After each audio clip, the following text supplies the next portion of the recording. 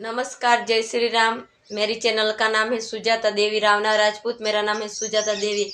आज का वीडियो लेके आए हैं 80% जनसंख्या खत्म हो जाएगी, इसके बारे में आज का वीडियो। बढ़ते हैं वीडियो में, क्या देखने मिलता है। हमारे वीडियो के साथ बने रहना। आपका क्या राय है? हेलो दोस्तों, मैं हूं शरण सिंह रावना राजपूत। हमारे चैनल को सपोर्ट करते रहें। और आज का वीडियो है 80% जनसंख्या खत्म होने वाली है, इसके बारे में कैसे जनसंख्या खत्म हो जाएगी। ठीक है ना, करते हैं वीडियो चालू।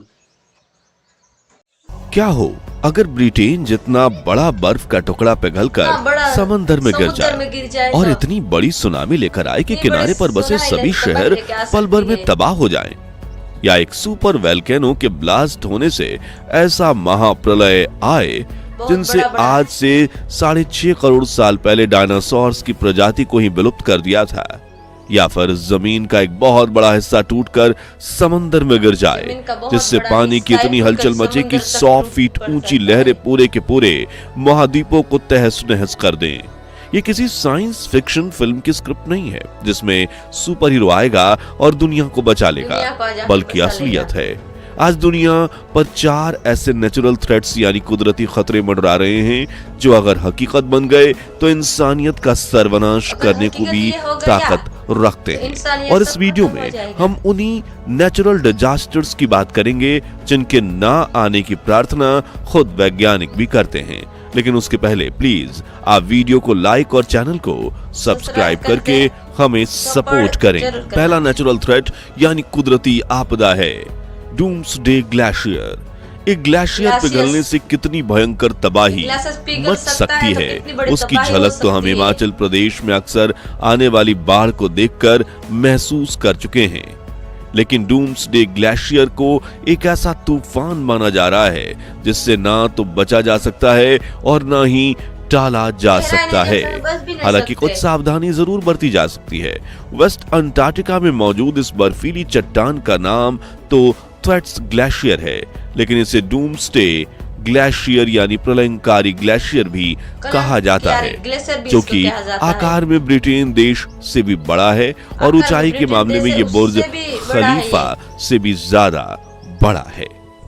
अब इतने बड़े ग्लेशियर्स का होना कोई नई बात नहीं, लेकिन यहाँ सबसे बड़ी समस्या ये है कि इसके नीचे कोई ठोस जमीन नहीं है, बल्कि ये ग्लेशियर समंदर के ऊपर तैर रहा है। इसी वजह से इसके पिघलने की रफ्तार काफी तेज है, और जब ये पिघलकर समुद्र में गिर जाएगा तो समझिए कि समंदर का स्तर कितना बढ़ेगा। इसके आसपास के देशों में 2011 में आई जापानी सुनामी से भी 10 गुना बड़ी सुनामी आएगी, जो लाखों लोगों को मौत की नींद सुलाने के साथ करोड़ों घर और गाड़ियां तबाह करने के लिए काफी है। इसके अलावा बाढ़ और चक्रवात जैसी कुदरती आपदाएं भी आम हो जाएंगी, और समंदर के पानी के फ्रेश वाटर रिजर्व्स में मिलने की वजह से पीने के मीठे पानी की समस्या खड़ी हो जाएगी। आपको ये जानकर हैरानी होगी कि मुंबई जैसे 318 शहर इसमें समा जाएंगे। इतना बड़ा ग्लेशियर होने के बावजूद ये वेस्ट अंटार्कटिका की आइस शीट का एक छोटा सा हिस्सा है, लेकिन इस पर पश्चिमी अंटार्कटिका की भी पूरी आइस शीट टिकी है, और अगर ये पिघल गया तो उस आइस शीट में भी कमजोरी आ जाएगी और वह हिस्सा पिघलना शुरू हो जाएगा, तो फिर पूरी दुनिया को तबाह होने से कोई नहीं बचा सकता। डूम्सडे ग्लेशियर के पिघलने से समुद्र का स्तर 3 मीटर यानी करीब 10 फीट तक बढ़ जाएगा, जिससे समुद्र के तट पर मौजूद शहर रातों रात पानी में समा जाएंगे। और डूम्सडे ग्लेशियर के पिघलने के सबसे ज्यादा असर मुंबई, न्यूयॉर्क, जकार्ता, बैंकॉक और ढाका जैसे शहरों पर होगा। जब डूम्सडे ग्लेशियर के पिघलने से होने वाले नुकसानों के बारे में पता चलने के बाद वैज्ञानिकों ने वहां जाकर स्टडी की तो रिपोर्ट्स ने उनके पैरों तले जमीन खिसका दी। इसकी स्टडी में वैज्ञानिकों ने पाया कि 80 साल पहले ही डूम्सडे ग्लेशियर पिघलना शुरू हो चुका था, और अब तक इस ग्लेशियर के 50 बिलियन टन बर्फ पिघल चुकी है, जिसने वहां के समुद्री स्तर को 4% तक बढ़ाया है। साथ इस ग्लेशियर को और भी अनस्टेबल बना दिया है। दरअसल सालों से बर्फ गिरने की वजह से ये ग्लेशियर बीच से मोटा हो गया है। इसके लिए इसके किनारे समंदर के पानी से टकराकर पिघल रहे हैं। इतना ही नहीं, पानी के ऊपर तैरने की वजह से समुद्र का पानी लगातार इसके नीचे जा रहा है और इसे पिघला रहा है।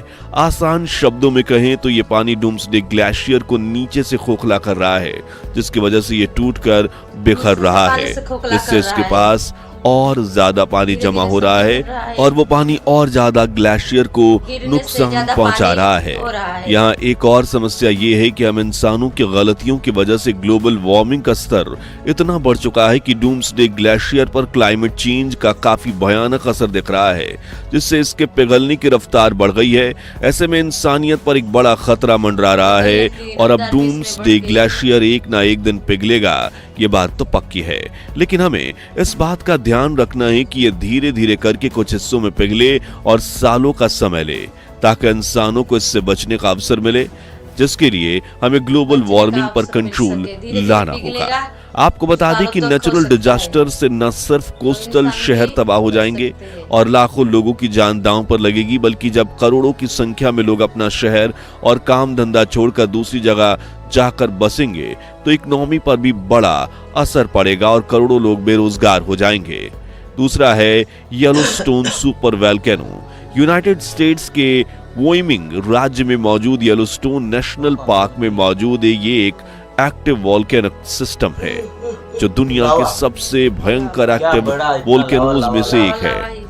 दिखने में ये एक वोल्केनिक पर्वत जैसा ही है, लेकिन असल में इसकी जड़ें पृथ्वी की गहराइयों तक फैली हुई हैं और इसमें करोड़ों टन पिघली हुई लावा यानी मैग्मा मौजूद है। और अगर ये फट जाए तो इसका असर न सिर्फ अमेरिका बल्कि पूरी दुनिया पर होगा। ये 70 किलोमीटर चौड़े और 50 किलोमीटर गहरे क्रैटर जैसा है, जो कई पुराने वोल्केनोज के फटने से बना था, इसलिए इसे सुपर वोल्केनो कहा जाता है। वैज्ञानिकों ने जब इस ज्वालामुखी पर अध्ययन किया तो उन्होंने पाया कि ये येलोस्टोन सुपर वोल्केनो हर 6 से 7 लाख साल में एक बार अपनी पूरी कैपेसिटी के साथ फटता है और आखिरी बार ये धमाका 6,40,000 साल पहले हुआ था। यानी ये कहना गलत नहीं होगा कि ये वोल्केनो आने वाले कुछ हजार सालों में ही फट सकता है, लेकिन ये ज्वालामुखी फटेगी तो क्या होगा?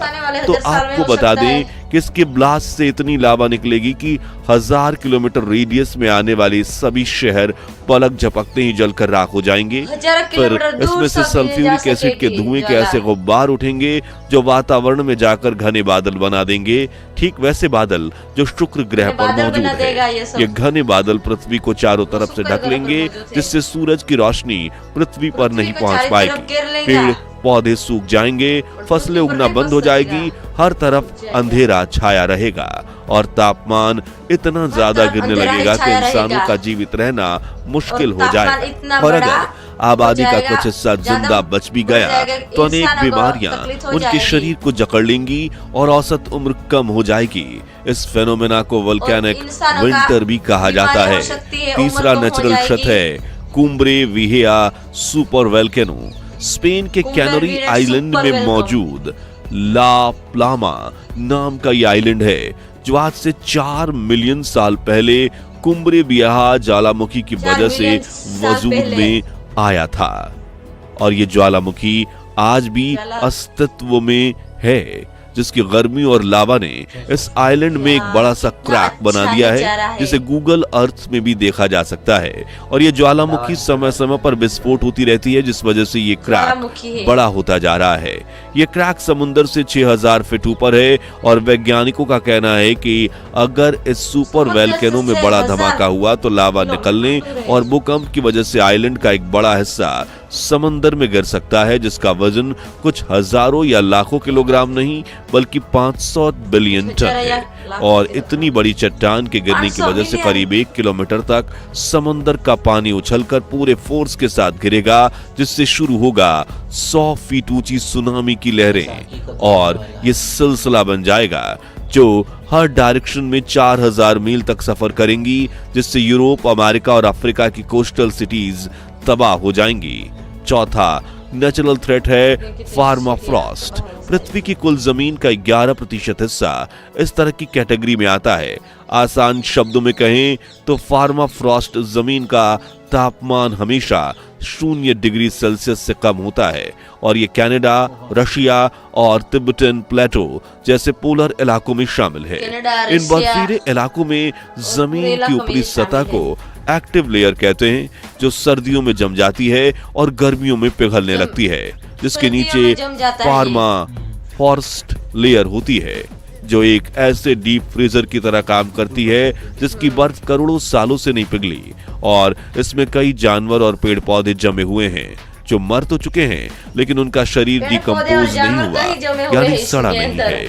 लेकिन इंसानों की सबसे बड़ी गलती यानी ग्लोबल वार्मिंग की वजह से अब पार्मा फ्रॉस्ट लेयर पिघलने लगती है और इस कारण जब इसमें फंसे जानवरों के मृत शरीर वातावरण के संपर्क में आ रहे हैं तो बैक्टीरियाज की वजह से ये ऑर्गेनिक मैटर डिके हो रहा है, यानी गल रहा है, जिस वजह से बहुत ज्यादा मात्रा में मीथेन गैस वातावरण में रिलीज हो रही है। और ये सबसे बड़ी चुनौती है, क्योंकि कुछ एक्सपर्ट्स का कहना है कि आज दुनिया में जितना ज्यादा प्रदूषण है उससे 4 गुना ज्यादा प्रदूषण पार्मा फ्रॉस्ट लेयर के पिघलने की वजह से फैल सकता है, जिससे ग्लोबल वार्मिंग का स्तर बदतर हो जाएगा और इसका खामियाजा हम इंसानों समेत जीवित को भी भुगतना पड़ेगा। तो दोस्तों, क्या भविष्य में ऐसे नेचुरल डिजास्टर ही पृथ्वी से मानवता का अस्तित्व मिटा देंगे, या फिर इंसान टेक्नोलॉजी की मदद से कुदरत के कहर को रोकने में कामयाब हो पाएंगे? अपनी राय हमें कमेंट्स में जरूर बताइए। उम्मीद है ये वीडियो आपको पसंद आया होगा। अगर हाँ तो इसे लाइक और शेयर जरूर कीजिए और ऐसी हैरान कर देने वाले वीडियोस देखते रहने के लिए हमारे चैनल को सब्सक्राइब करके पास वाली घंटी जरूर बजा दीजिए। जय हिंद, जय भारत। दोस्तों, ये वीडियो तो खत्म हो गया है। आपको ये वीडियो कैसा लगा है आप कमेंट बॉक्स में राय जरूर बता सकते हो और हम सब्सक्राइब करते रहना, क्योंकि हमारा हर वीडियो आप तक पहुंचता रहे। आपको हमारे ये वीडियो कैसा लगा है, ऐसे ही एक नए वीडियो के साथ मिलते हैं। हेलो दोस्तों, ये दुनिया में बहुत ही सोचने लायक है, क्योंकि पूरा जो वो बर्फ गर्मी से पिघल जाएगा ना, तो पूरी जगह पे तबाही आ सकती है। इंसान भी इसमें बच नहीं सकते हैं। तो सरकार को मिलजुल के कुछ करना चाहिए, पूरे वर्ल्ड के देशों को मिलजुल के काम करना चाहिए। और मानव जाति को बचाने के लिए क्या सरकार कदम उठा रही है, नहीं उठा रही है, आपको जिसके पास जितना दौलत होगी वो बच पाएगा, नहीं तो मेरे को नहीं लगता कि बिना दौलत के लोग बच पाएंगे। ये वीडियो अच्छा लगा हो तो लाइक शेयर जरूर करें और सब्सक्राइब करते रहे। पहला वीडियो आप तक पहुंचता रहे, बेल घंटा जरूर दबाएं। एक नए वीडियो के साथ मिलते हैं, तब तक के लिए क्लोज।